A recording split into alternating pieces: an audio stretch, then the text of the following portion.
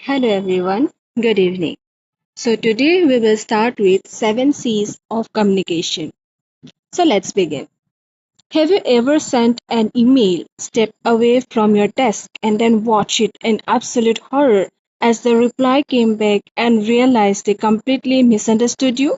Or maybe you are trying to explain a great idea in a meeting, but halfway through, you could just see people's eyes glazing over. It is incredibly frustrating when what's in your head doesn't translate to the person sitting across from you. But bad communication isn't a permanent personality trait, it's just a lack of structure. In this video, we are breaking down a framework that top executives, master negotiators, and great leaders use to ensure they are always understood. It's called the 7 C's of communication. By the end of this video, you will know how to structure your thoughts so that you don't just speak but actually connect. Let's dive in. Let's start with number 1, clarity. The principle here is simple. Be clear and easy to understand.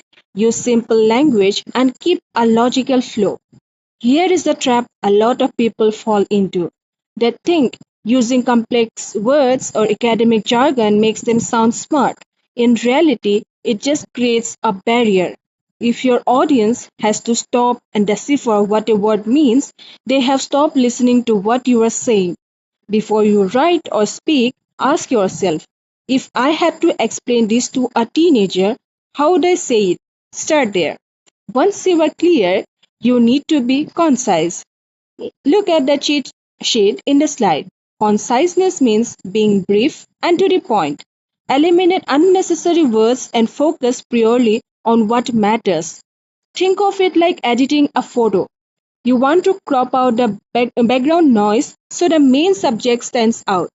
In a world with zero attention spans, the person who can explain a 3-minute concept 30-minute concept into 3 minutes is always going to win the room.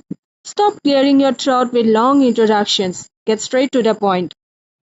Number 3 is concreteness. This means being specific and giving clear details. The graphic in the slide reminds us to use facts, examples, and visuals wherever possible.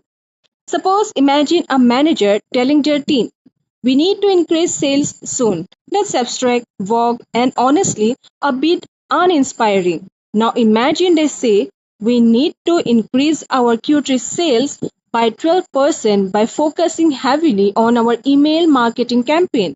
That is concrete. It gives your listeners something solid to visualize and act on. Next up is correctness. This is your ultimate credibility shield. You want to be accurate and error free. Double check your facts, figures, grammar, and spelling before you hit send or present. Nothing ruins a brilliant argument faster than a glaring typo or a fact that takes 2 seconds to disprove on Google. When your information is correct, your audience trusts you. When they trust you, they actually listen to you. Number 5 is consideration.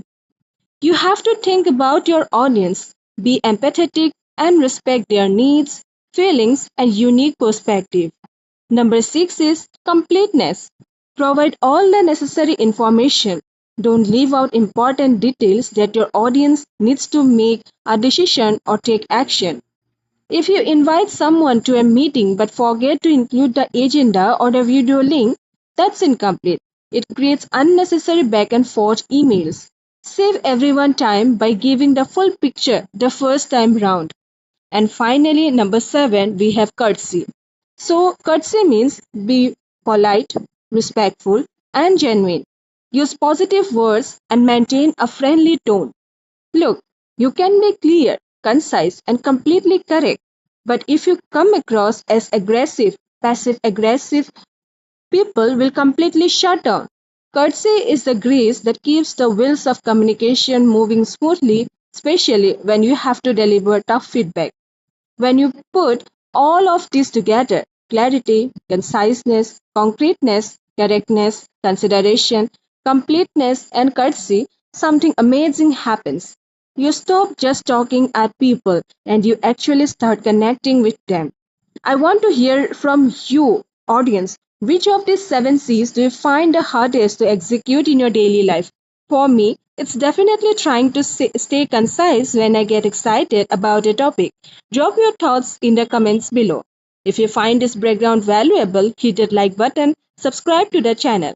Thanks for watching, and I will see you in the next video. Bye bye.